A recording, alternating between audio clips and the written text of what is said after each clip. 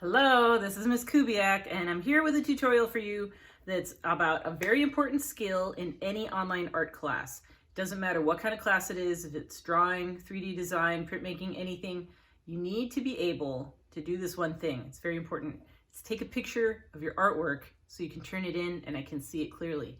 I can't tell you how many times I've gotten artwork from people and it's blurry or there's a big shadow across the front. It's very distracting. It's very difficult for me to grade work and focus on what you've created when I can't see it clearly.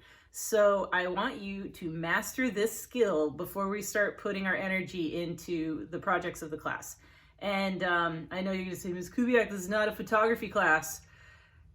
It's this thing where when you're an artist, not only are the skills of actually making the art important, but the presentation is very important. You really have to know how to get your message across. You have to be able to communicate what you have created, and we're using this online platform, so you have to be able to master the tools in order to show me that you've done the work. Okay, so I am going to use this adorable little iPhone. I think this is my first iPhone. I found it and I'm going to use it to demonstrate to you how to take a picture of something from my sketchbook. This is my avocado tree. So I drew a picture of it and I want to show you guys the 3 things that you need to do in order to take a good, clear picture of it. I'm going to tell you them right now. I'm going to tell them to you again when I'm demonstrating. The first thing is you want to have it be well lit, okay?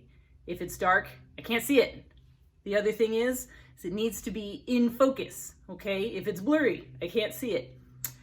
And the other thing is you have to have the camera parallel with the picture plane of your artwork. So you don't want to have your camera be like this at a different angle from your artwork, because then it's distorted and I can't see it as clearly. So that's another important thing to remember. The other thing that's important is to not have a lot of distractions in the photo. So I will remind you of those things. Let me demonstrate. I'm going to go through the steps so you guys can be pros at this and take beautiful photos of your beautiful artwork. Okay, so welcome to my desk, my messy desk. This is where all my teaching happens, all my art making happens. And it's also where I take pictures of my artwork. But oh no, look what I have to do. I have to get rid of all this stuff. I don't want any of these things showing up in my photo. So remember, having a nice, clean, clear background is part of taking a good picture. Okay, it's one of the things I want you to do. And there's also another thing I wanted to stress to you.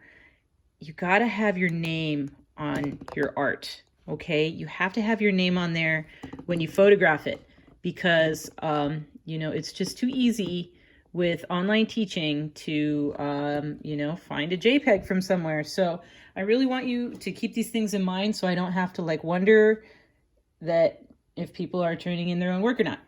But, okay, so here is my adorable little iPhone. I think it's from the year 2006, right? So I'm gonna hold it up here, and I want as little of the background as possible in there, okay? So once in a while, I'll get a picture of someone's artwork and it looks like this. Okay, let me show you this. See this? See how far away it is? Why make the teacher zoom in? Why make the teacher zoom in to look at the picture, okay? Don't make me do that. Take your picture and line it up with the edges. And I don't know if you can tell the way I'm holding it, but the sides, ooh, that's not good. That's blurry, okay? I don't know if you can tell in the video, but that came out blurry, so that one's not good either. You got to take your time, pause, let the little focuser focus, and then hit the picture. Okay, so there, if I zoom way in, I can see things really clearly. There's no blur at all. So I want to point out, do you see how the edges of the sketchbook are parallel with the edges of the frame? They're straight. That means when I took a picture of it, I wasn't like this. Okay, I'm not holding it in a way where it's at an angle, and that's awful because it's not even all the way in the screen, obviously. But you want to take a picture where you're just looking straight ahead at the artwork. You don't want it to be from an angle at all. It needs to be straight, parallel to the paper. The other thing too is you want to make sure that you don't have a big fat shadow in front of it. If your light is straight up above, oops, sorry. If your light is straight up above you, when you put your camera down, and it kind of does it if I hold it from a certain angle, if I get too close over it, a little shadow will show up. So you have to kind of look around and see where your lighting is. I actually keep one of these arm lights up here.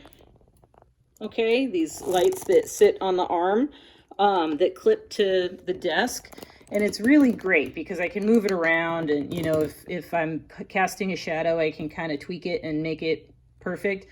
But if you don't have that, find a window. An open window is great. Natural light will make your artwork look beautiful, or take it outside. And don't take it out at like high noon when it's shining straight from above you, because then when you put your camera above it, you're going to have a shadow.